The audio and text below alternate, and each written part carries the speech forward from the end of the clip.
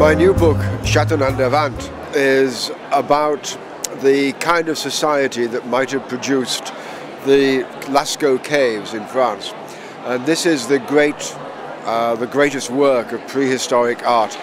When Picasso saw it, he said, "We have met our masters here."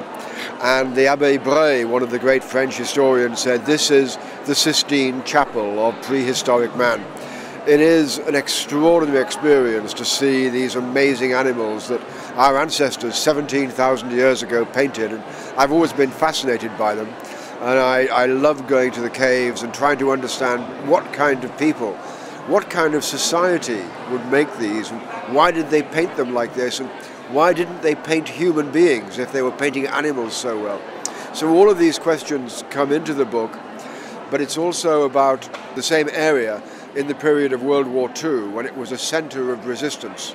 And so we have three stories that are interwoven. There is Lascaux when it was being painted and made, and then it is the same area during June of World War II, during the landing of D-Day, and then in the present day, why it all comes back together again. So we have three stories intermerging, but they're really all about why do people make art, and why do we get so moved by it?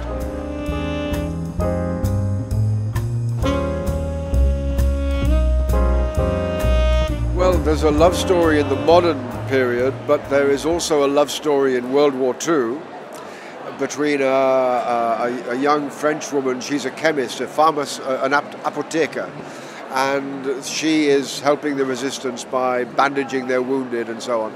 And one of the Englishmen who's parachuted in to help the resistance falls in love with her.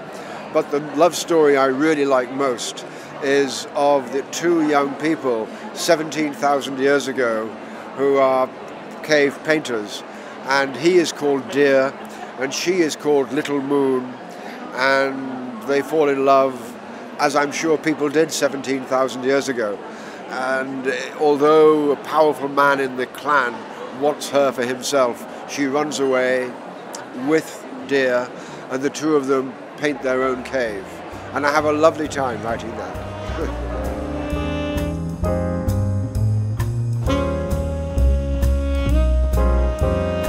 Oh, I always put historic facts into novels because I was a historian. I was trained as a historian, and I love reading about history. So when I write this particular book, I did a lot of research in a place called the Centre Jean Moulin, which is one of the great archives of the resistance. Then I went round to interview very old people in the resistance. I went to the Kriegsarchiv in Britain and also in Germany to find out more about what had happened there. And also I went and interviewed lots of archaeologists and visited many caves, and I had a wonderful time doing this. I really enjoy it. It's one of the pleasures of writing.